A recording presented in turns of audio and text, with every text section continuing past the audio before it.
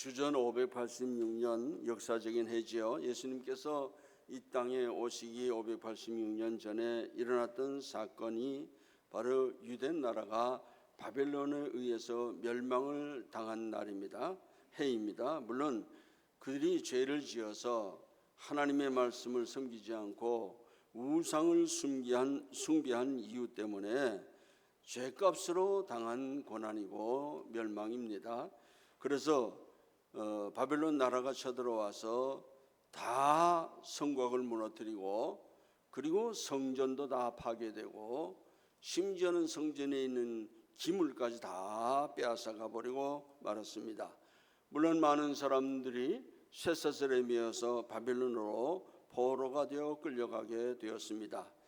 유다 백성들은 바벨론에서 포로 생활하면서 그들의 마음속에 한 가지 그래도 소망을 가지고 있었는데, 언젠가 우리 하나님께서 이 원수 바벨론 나라를 멸망시키시고 우리로 하여금 다시 고국 땅으로 돌아가게 해주실 것이다.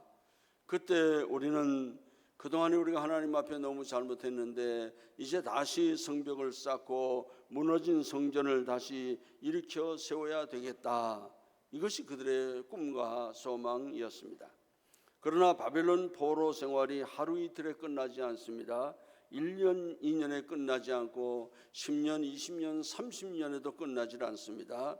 그래서 바벨론 강가에서 늘 버드나무 가지에 그들이 즐겨 부를 때 사용했던 악기를 걸어놓고 저 멀리 예루살렘을 향해서 눈물 짓고 한숨 지으면서 그렇게 여러 해를 보내게 되었습니다.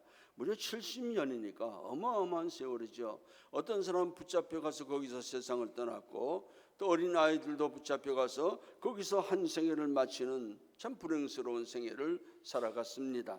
그런데 아직도 구원의 징조가 보이질 않습니다. 하나님이 어찌하여 우리를 잊으셨나이까? 어찌하여 우리를 버리시나이까? 우리가 좀 잘못한 것은 인정하지만 그래도 이건 너무 오랜 기간 동안 우리로 하여금 이렇게 고통을 당하게 하니 어찌하여 우리를 이렇게 고난당한 백성 되게 하십니까?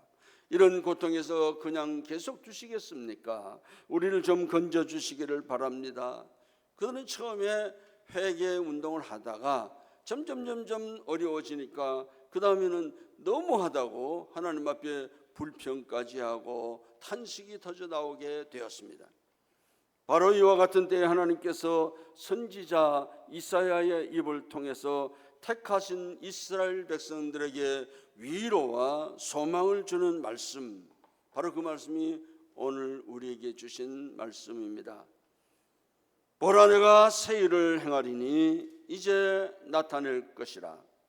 조금 기다리라. 너희들이 전혀 예기치 못하는 새로운 역사가 일어날 것이다. 21절에 이 백성은 내가 나를 위하여 지었나니 나를 찬송하게 하려 함이라.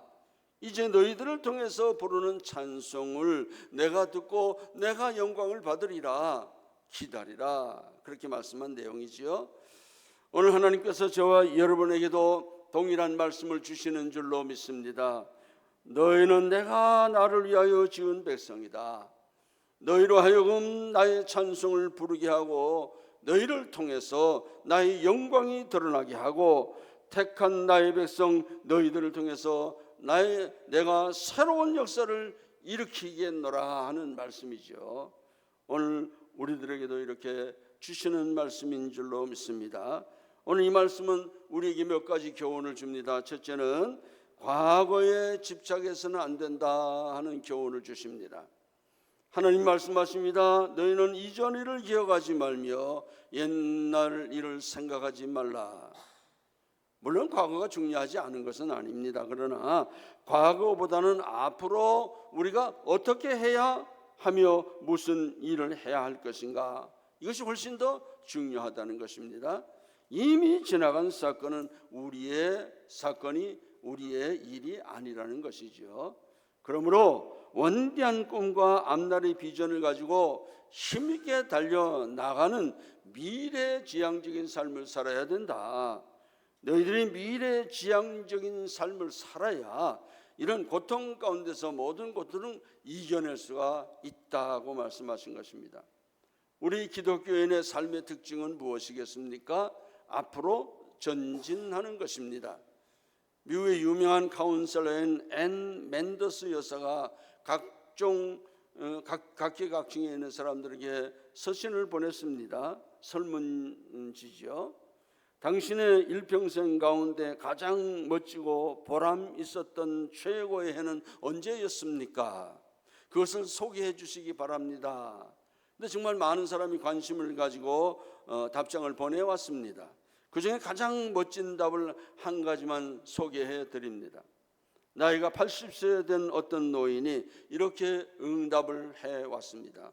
내게 있어서 가장 멋지고 보람된 최고의 해는 바로 지금입니다.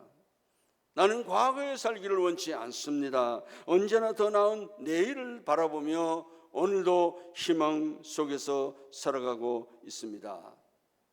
이것이 1등으로 뽑혔어요. 대부분 80세가 넘으면 내가 언제 죽을까? 금년 겨울은 잘 지낼 수 있을까? 내가 앞으로 몇 년을 더 살 수 있을까? 그렇게 자기의 사는 날을 셈하고 있는데 이분은 그렇지 않았어요.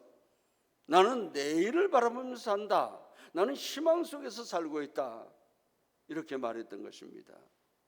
여러분, 지나간 과거도 물론 중요합니다. 그러나 우리는 언제나 미래를 바라보고 살아가는 그런 사람들이 되어야 한다 하는 것이 오늘 본문이 우리에게 가르쳐주는 교훈입니다. 그래서 우리 예수님도 이런 말씀하셨어요. 손에 쟁기를 잡고 뒤를 돌아보는 자는 하나님 나라에 합당하지 아니하다. 여러분, 우리가 때때로 지나온 과거를 생각하면서 우리의 잘못된 것을 개선해 나가고 또 잘한 것은 더 발전시켜 나가는 것이 필요합니다. 그러나 과거의 역사를 가지고 자랑거리로 삼아서는 안 된다는 것이죠. 자만심을 가지고 사는 사람은 어리석은 사람입니다. 내가 과거에 그래도 인류대학을 졸업했는데, 내가 공부도 할 만큼 했는데, 내가 과거에 이렇게 성공한 사람이었는데, 과거에 내가 이런 위치에 있었던 사람이었는데, 과거에 내가 이렇게 많은 봉사를 했었는데, 이러면서 자꾸 과거만 뒤돌아본다고 한다면 어리석은 사람이 되고 말 것입니다. 특별히 우리나라 사람 족보를 따집니다. 나는 이시조선 몇 대손이다. 그 왕족인데 몇 대손이다. 이시조선이 망한 지가 언젠데 아직도 그걸 이야기하는 사람들이 있다고 말이죠. 또 어떤 사람은 지나간 과거의 아픔, 그것을 되새기면서 한숨과 눈물 속에 살아가는 사람들이 있습니다. 과거 떨쳐버리세요. 보라, 내가 새 일을 행하리라. 이제 나타낼 것이라. 주님께서 오늘 우리에게 주시는 말씀입니다. 과거를 바라보지 말아라.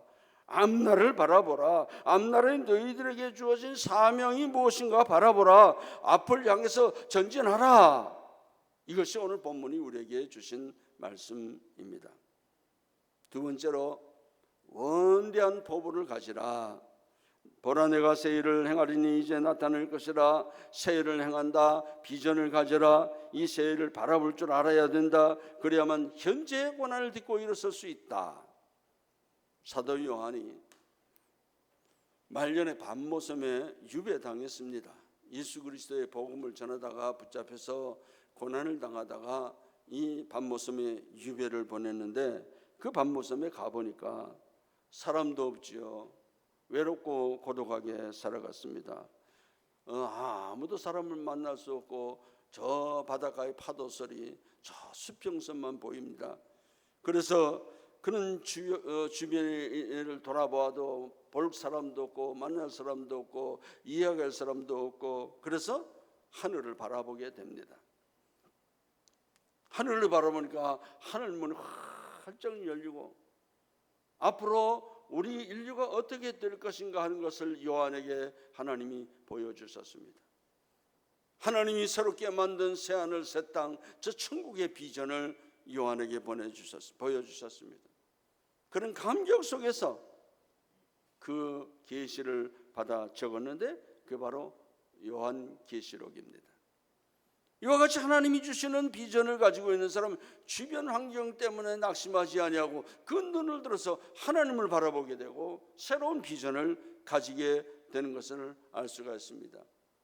헬렌 켈러 이야기를 우리는 압니다. 그는 보지도 듣지도 말하지도 못하는 삼중고의 불행을 겪고 살아간 사람입니다. 그러나 그 불행스러운 환경 가운데서도 그는 그 어떤 사람들보다 인류에게 희망을 안겨주었던 사람입니다. 어떻게 이 사람이 그렇게 훌륭한 삶을 살아갈 수가 있었을까? 그의 마음속에 언제나 꿈을 가지고 비전을 가지고 살았기 때문입니다. 노년에 그가 바닷가에 집 한 채를 사게 되었습니다. 집을 수리하는 목소리를 불러 이야기합니다. 방마다 저 해변에 환하게 내다 보이는 창틀을 크게 만들어 주세요. 내가 여기 앉아서 저 해변을 바라보면서 그렇게 살아갈 수 있도록 큰 창문을 내주세요. 통창을 내주세요. 그랬어요. 그랬더니 그분이 질문합니다. 당신은 앞도 보지 못하는데 어떻게 넓고 큰 창문을 요구하십니까? 그때 그는 이렇게 답합니다. 물론 나는 나의 육신의 눈을 통해서는 볼 수가 없습니다. 그러나 이와 같이 창문에 서서 내 마음의 눈을 통해서 저 출렁거리는 파도소리, 물결과 저 수평선을 바라보고 저 바닷가에 날아다니는 새들을 바라보고 그 마음속에 그리면서 그 마음의 눈으로 그것을 바라보면서 나는 살고 있습니다. 마음속에 이런 비전을 가지고 있다는 거죠. 생각해 보십시오. 캄캄한데 아무것도 보이지 않는데 그런 마음의 눈을 떠서 이 아름다운 세계를 바라보고 있는 것입니다. 그와 같이 불행스러운 환경 가운데서라 할지라도 그 누구보다도 이런 꿈과 비전을 가지고 그는 행복한 삶을 살아갈 수 있었던 것입니다. 여러분, 우리는 말도 자유롭게 하지요, 듣기도 자유롭게 듣지요, 눈으로 보기도 자유롭게 보는데 오늘 우리의 비전은 어디 있는가? 헬렌 켈러 같은 이런 비전을 과연 내가 가지고 있는가? 우리가 좀 생각해 볼 필요가 있습니다. 알렉산더가 죽으면서 이렇게 유언을 했다고 합니다. 내가 죽거든 관의 구멍을 4개 뚫어서 팔다리가 다 보이도록 해달라. 왜 그렇게 해달라고 했는가 하면 온 세상을 정복한 사람도 빈손으로 갈 수밖에 없다 하는 것을 세상 모든 사람들에게 알리기 위해서 그렇게 했다는 것입니다. 훌륭한 스승의 훌륭한 제자였습니다. 그는 유명한 철학자 아리스토텔레스가 그의 스승이었습니다. 근데 이 사람은 좀 엉뚱한 생각을 가지고 있었지만은 그래도 위대한 한 생애를 살아갔던 사람입니다. 그는 마음속에 이렇게 생각했습니다. 온 세계에 왜 전쟁이 그치지 않느냐? 하나로 통일되지 않았기 때문이 아니겠는가? 하나로 통일되면 전쟁하지 않아도 되고 나라가 하나가 되면 더 이상 젊은이들이 전쟁터에 나가서 피를 흘리는 그런 참 비극적인 일을 당하지 않아도 되지 않겠느냐. 그래서 나는 전 세계를 통합하겠다, 통일하겠다. 그래서 다시는 전쟁이 없는 세계를 만들고 싶다. 이런 위대한 생각을 그가 했던 것입니다. 그가 출발할 때에 자기의 전 재산을 다 털어서 보병 3만 명, 또 기마병 1만 명을 한 달 동안 먹여 살릴 수 있는, 말하면 전쟁 비용으로 사용할 수 있는 돈을 만들어 가지고 세계 정복에 나섰습니다. 그때 측근들이 이렇게 이야기했다고 그래요. 왕께서 아무것도 남겨두지 않고 여기 다 투자하면 장례는 어떻게 하시겠습니까? 그랬더니 나는 세계를 통일하겠다는 이 꿈만 있으면 된다. 나는 꿈만 있으면 된다. 저도 저를 한번 따라해 주시기 바랍니다. 나는 꿈만 있으면 된다. 아닌가 봐요. 꿈만 있으면 된다. 여러분, 아리스토텔레스한테 배워도 이렇게 멋있는 말을 하고 이런 꿈을 가지는데 우리는 예수 그리스도에게 배운 우리들 아닙니까? 만왕의 왕이요 만주의 주가 되시는 우리 주님이 주시는 꿈을 우리도 받았는데 우리는 이 꿈만 가지면 된다. 이 세상을 새롭게 하고 이 세상에 복음을 전해서 그리스도의 나라가 되게 하는 이 꿈 우리는 가졌는데 그것을 전혀 발휘하지 못하고 생각지도 못하고 하루하루 그럭저럭 살아가는 우리가 아닌지 생각해 봐야 할 것입니다. 그런 짧은 생에 살았어요. 40도 못 넘겼어요. 근데 이런 위대한 삶을 살지 않았어요? 그 아시아 쪽으로 진출했는데 첫 번째 전투가 페르시아의 다리오 3세와 전투를 하게 되었습니다. 그 유명한 루비콘 강을 몇만을 데리고 겨우 몇만이죠. 데리고 이제 강을 건너서 싸움하러 전쟁터에 나섰는데 나서 보니까 그 페르시아 군대가 다리오 3세가 왕이 돼서 거느려 왔는데요. 60만 군대가 상대가 안 되는 거죠. 보병이 30만, 전차 군단이 30만. 페르시아 군대가 자랑하는 전차 군단이 그날 저녁에, 요즘으로 하면 탱크 부대죠. 그날 저녁에 대대적인 횃불을 밝히면서 대평원에서 30만 대군이 횃불을 들고 열병식을 한 거예요. 우리 중국 같은 데 열병식 하는 거 봤잖아요. 큰 열병, 30만 명이니 어마어마한 거죠. 그 대평원에서. 완전히 알렉산더 군대는 숫자에 밀리는 거죠. 몇만밖에 안 되는데 싸움을 해봐야 상대가 안 되는 거예요. 기세에 눌려버렸어요. 그날 저녁 알렉산더의 휘하에 있는 장수들이 알렉산더 대왕에게 이야기를 합니다.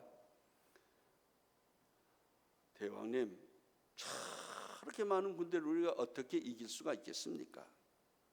그러므로 오늘 밤에 저렇게 열병식을 하고 지쳐 있을 때 우리가 기습 공격을 하지 않으면 우리는 전쟁에서 승리할 수 없습니다. 기습 공격합시다. 그런데 알렉산더가 유명한 말을 남겼어요. 나는 승리를 훔치지 않는다. 훔친 승리는 승리가 아니다. 정정당당하게 싸우겠다는 거예요. 그리고 그날 밤에 루비콘 강도 건너고 힘들게 건넜으니까 그날 푹 잔 거예요. 아침 중천에 떴는데 전쟁터에 나가야 되는데 이 왕이 자고 있는 거예요. 그래서 그 휘하에 있는 장수들이 가서 어떻게 할까 하다가 깨웠어요. 그랬더니 눈을 뜨면서 왜 이렇게 소란스러운가? 왕이시여, 지금 60만 대군이 저 앞에 있는데 이거 준비해야 되지 않겠습니까? 그랬더니 알렉산더가 적들이 도망가지도 않을 텐데 뭘 걱정이냐 그러더래요. 세계를 품은 사람은 그 마음이 이미 큰 포부를 가지고 있는 것 같아요. 그 전쟁에서 이겼습니다.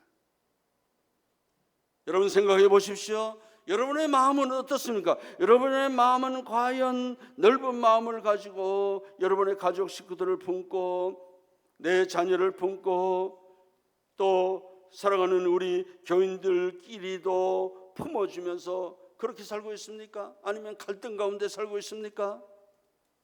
아니면 혹시 마음속에 다투는 마음이 있습니까? 여러분 자신 한번 생각해 봐야 돼요. 나는 어떤 마음을 가지고 세상을 살고 있는가? 갈등의 마음을 가지고 있는가? 미움의 마음을 가지고 있는가? 그렇게 살아서 어떻게 우리가 이 땅을 복음화할 수 있는 삶을 살아갈 수가 있겠습니까? 적어도 우리는 예수 그리스도를 믿는 사람이고 우리 예수님은 큰 포부, 이 세계를 복음화시키는 위대한 포부를 가지고 주님의 몸된 교회를 세운 것 아닙니까? 근데 교회는 날마다 다투고 싸우고 하나가 되지 못하고 갈등하고 그러면 되겠느냐 이거예요. 우리 교회가 그렇다는 건 아니고 많은 교회들이 그러고 있고 이번 총회도 보니까 내 싸우는 거예요. 감투 쓰려고. 정말 가슴 아픈 일이죠. 큰 비전을 가질 수 있기를 바랍니다. 우리가 어떤 일을 할 때에 정말 이것은 주님이 원하시는 일이다 생각하면 헌신해야 되고, 우리는 지금 담임 목사를 청빙하기 위해서 전력 투구하고 있잖아요. 기도해야 되죠.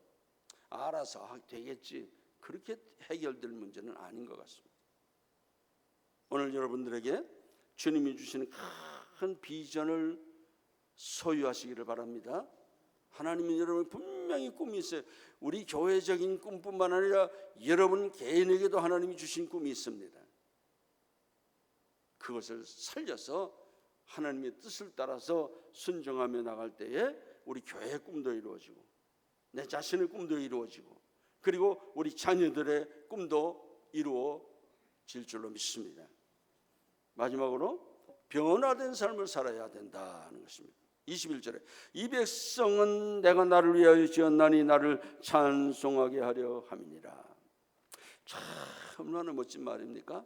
하나님께서 그 범죄하고 타락한 백성들을 훈련시켜서 마침내 내가 나를 위해서 너희를 지었나니 너희가 훈련을 받아서 세계 만방에 나가서 내 성호를 찬양하고 하나님이 살아계심을 증거하고 하나님의 이름을 높이는 백성이 되게 하겠다.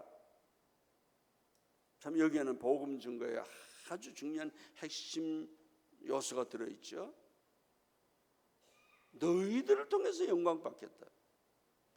내가 준 비전을 너희들이 나가서 전해야 된다, 그 말이죠. 요즘 기업에 유명한 중요한 단어가 하나 있습니다. 지금 더 절실하게 느껴지는데요, 패러다임 시프트라는 말입니다. 토마스 쿤이라는 사람이 과학혁명의 구조라는 책에서 처음 사용했어요. 세계 변혁이 이 패러다임 시프트로 말미암아서 단계가 변화되어 갔다는 거예요. 지금은 AI 시대잖아요. 어떻게 세상이 이렇게 빨리 변화되는지 모르겠습니다. 그가 지은 세계적인 베스트셀러 책이 있습니다. 스티븐 컵이라는 분이 지었는데, 그분이 우리나라에도 초청을 받아서 중요한 기업에 얼마 동안 많은 강연을 하고 갔습니다. 한 번 강연하는데 10만 달러라고 그래요. 1시간에. 아주 많은 사람이 그 강연을 듣고 우리는 책도 사보고 그러지 않았어요? 성공한 사람들의 7가지 습관이라는 책입니다. 근데 현대인들은 퀵 픽스 테크닉, 여기에 관심이 있다는 거예요. 그 급하게 빠르게 기술만 익힌다는 거예요. 그 핵심이 이거예요. 기술만 익힌다. 그리고 그걸 배워가지고 성공하려고 한다는 것이죠. 좋은 사람이 되려고 하지 않고 좋은 사람으로 보이려고 한다는 거예요. 중요한 기술만, 그 겉모양만 그럴듯하게 배우고 그 속 사람이, 근본적으로 사람이 변화돼야, 그래야 역사가 일어나는데 그렇지 못하다는 거예요. 이 사람이 지적하는 거예요. 그래서 테크닉만 배우지 말고 성품 자체를 개발해라. 그게 가장 빠른 성공의 길이다 하는 것을 이야기하고 있어요. 그러니까 말하자면 다른 사람에게 좋은 사람으로 보이려고 하지 말고 좋은 사람이 되는 성품을 변화시켜야 된다.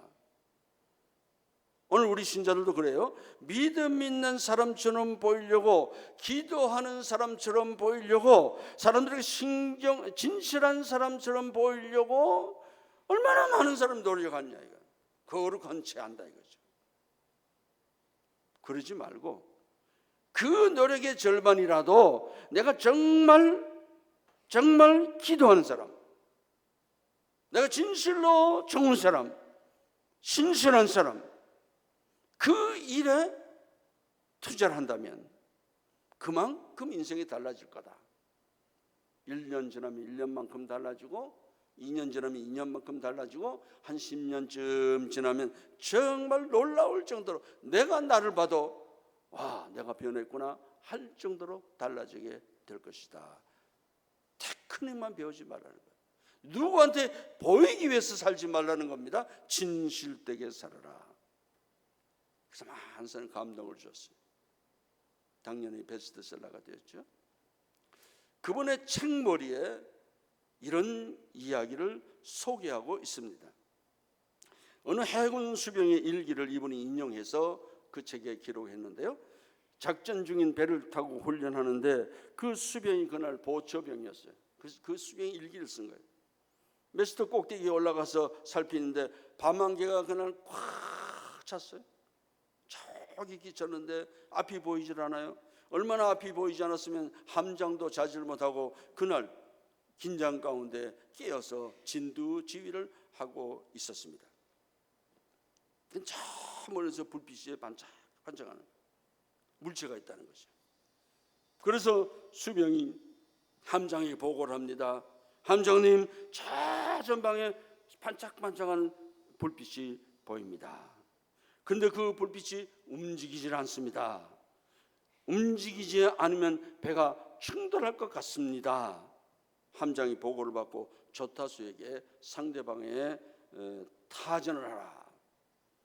우리 배가 지금 진행하고 있으니까 당신의 배를 15도 수정하세요. 그래서 저쪽에서 타전이 왔어요. 타전이 와서 너희 행로를, 우리 보고 그러지 말고 너희 행로를 15도 수정을 해라. 내가 수정하라 그러니까 네가 수정하라 이렇게 된 거죠. 그래서 이 캡틴이, 이 함장이 생각을 했어요. 기가 막히다고 말이죠. 그래서 함장이 타전을 다시 했어요. 우리는 전함이다. 전쟁하는 배다 이거죠. 바다에 나가면 여러 가지 배가 있잖아요. 화물선도 있고 어선도 있고 군함도 있고, 근데 군함이 제일 프라이오리티를 가지고 있어요.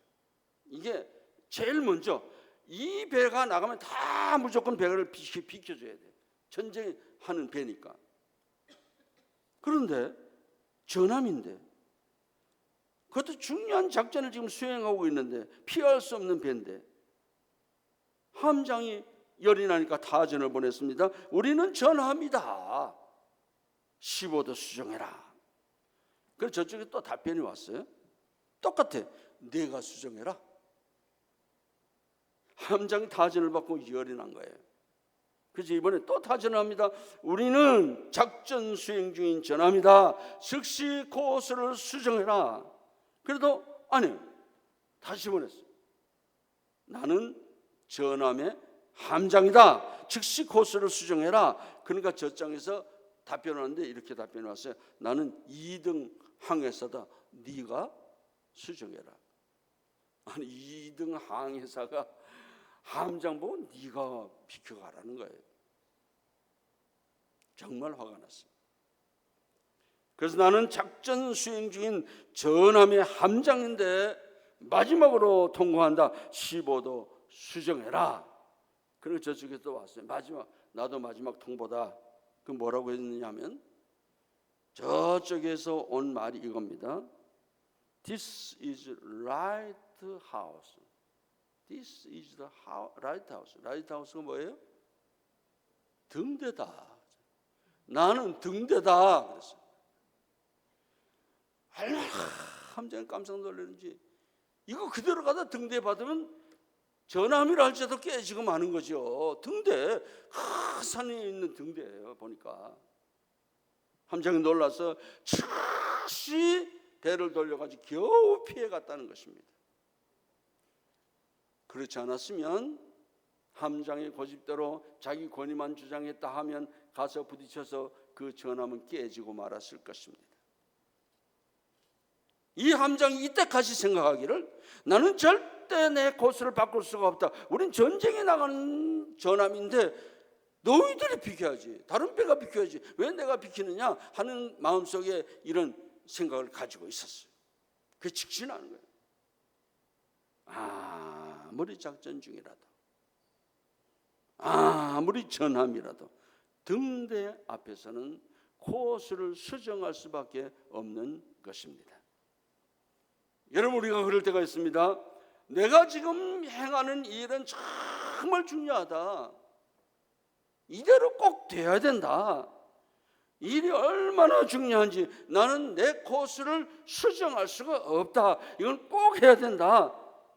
그런 일이 얼마나 많습니까? 그래서 사람이 고집을 피우는 거예요. 어디 가든지 고집 피우는 사람이 있어요. 주님이 사인을 보냅니다. 네가 수정하거라. 네가 수정하거라. 여러분, 하나님의 뜻을 따라서 내가 아무리 생각할 때 가장 좋은 곳이요 가장 좋은 선택이라 한다 할지라도 주님이 수정해라, 포기해라. 그럼 수정해야 되는 거예요. 포기해야 되는 거예요. 고집을 부리면 망하는 겁니다. 우리 주님은 환경을 바꾸지 않습니다. 우리 주님은 우리의 마음, 우리의 의식을 바꿔서 상황을 변화시키시는 분이십니다. 주님은 우리의 환경 바꾸시지 않냐고, 우리의 마음속에 있는 생각을 바꿔서, 우리의 의식을 바꿔서 하나님의 뜻을 행하게 하시는 분이십니다. 고려대학교의 어떤 교수가 통계를 냈습니다. 아마 이 통계가 정확할 거예요. 우리나라 사람들 가운데 73.4%가 정직해서는 살기 어렵다 하는 의식 구조를 가지고 있다. 그 통계가 나왔다는 거예요. 정직해서는 살기가 어렵다. 인구의 4분의 3이 그런 생각 가지고 있다는 것이죠. 아마 우리도 조사하면 비슷한 통계가 나올지 모릅니다. 왜 그렇습니까? 여러분, 우리가 잘 알고 있는 바와 같이 부정부패에 연루된 사람들 가운데 부끄럽게도 적지 않은 기독교인들이 포함되어 있다는 사실을 우리는 잘 알고 있습니다. 국회가 지금 난장판인데 국회의원 3분의 1이 기독교인이고 거기에 많은 장로, 안수집사, 집사들이 있습니다. 여러분, 교회와 기독교인들이 이 사회의 부패를 막는 소금의 역할을 해야 되는데 그 소금이 맛을 잃어버렸습니다. 맛을 더 이상 낼 수가 없습니다. 오히려 사람들에게 짓밟히는 처지가 되어버리고 말았습니다. 여러분, 우리는 정말 다시 한번 우리의 생각, 우리의 의지를 전환시킬 필요가 있습니다. 정직하게 살면 살 수가 없다고 하는 이 사회를 향해서 우리의 마음이 변화되어서, 우리의 생활 패턴이 변화되어서 하나님의 말씀대로 정직하게 살아서 빛을 내고, 불가능하다, 안 된다고 하는 사람들을 향해서 이렇게 살면 됩니다 하는 것을 보여준다면 이 사회가 달라지지 않겠나.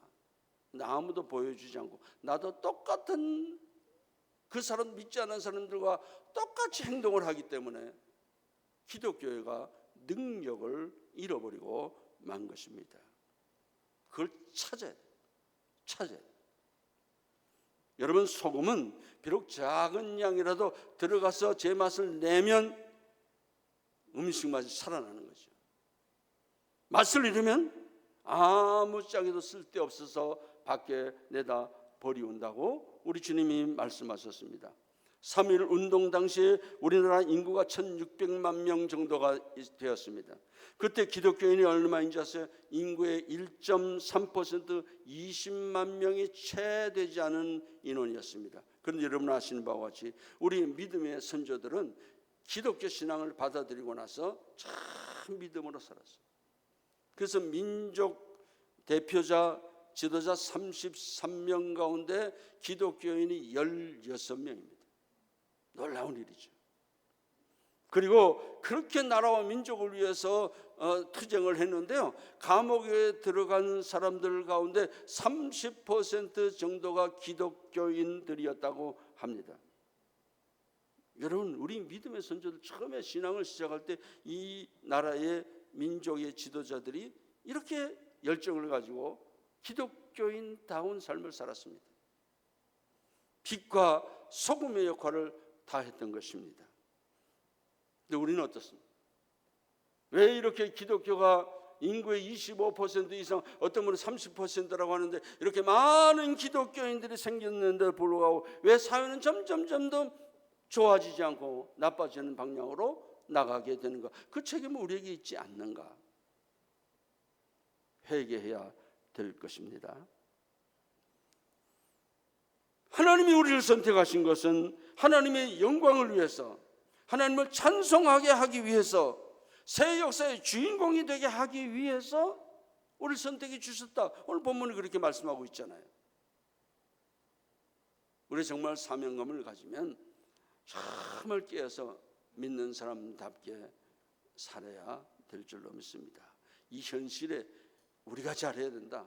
우리가 주인의식을 가지고 책임을 가지고 열심히 믿음으로 살면 세상에 믿지 않는 사람들이 드디어 우리를 보고 감동을 받아서 그들도 바른 삶을 살려고 노력할 것입니다. 요한 웨슬레가 1년에 25만 마일을 여행하면서 4,000번의 설교를 하고 40년간 꾸준히 그랬다고 합니다. 사비여 권의 여러 가지 책들을 만들고 어릴 때부터 언어를 구사해서 많은 언어를 알아가지고 10개국인가 이런 언어를 배워서 전도하는 데 힘썼어요. 83세에 되어서 매일 15시간씩 글을 썼다고 합니다. 86세 때에는 하루에 2번 정도밖에 설교를 할 수가 없어서 부끄러워했다. 그리고 나이 때문에 5시 30분 새벽에 일어났는데 이를 두고 그의 일기장에 이렇게 적고 있습니다. 5시 30분까지 누워있는 게으른 죄를 자복합니다. 이분 글을 읽으면 저도 부끄럽습니다. 저와 여러분이 하나님을 믿는 자녀로서, 크리스찬으로서 오늘까지 살아왔는데 정말 나는 하나님을 믿는 사람답게 살아왔는가? 우리 한번 다시 성찰해 보면 좋겠습니다. 그래서 과거에 집착하지 말고 과거에 잘했던 거 다 그만두고 앞으로 하나님이 주시는 비전을 가지고 전진하는 우리가 되어야 할 것입니다. 바울 사도는 말합니다. 빌립보 3장 13절에서 뒤에 있는 것을 잊어버리고 앞에 있는 것을 잡으려고 표대를 향하여 쫓아가노라. 다 앞을 보고 쫓아간다. 그렇게 말씀하셨습니다. 저와 여러분이 이제 우리 교회도 이제 좀 새롭게 돼야 되지 않겠어요? 그래서 새로운 목사님을 지금 우리가 청빙하고 있는데 우리가 새 역사의 주인공이 되어서 과거에 있던 거 다 잊어버리고 이제 우리가 주역이 되어서 우리 장로님 기도했습니다. 브루시길라와 아굴라와 같이 헌신하는 사람들이 되어서 새로운 목사님과 힘을 합해서 전진해야 될 줄로 믿습니다. 달라져야 돼. 부끄러움 없는 일꾼이 되어야 합니다. 그러기 위해서 내가 먼저 변화되어야 합니다. 보라, 내가 새 일을 행하리니 이제 나타낼 것이라. 이것이 저와 여러분의 비전이 되시기를 주님의 이름으로 축복합니다.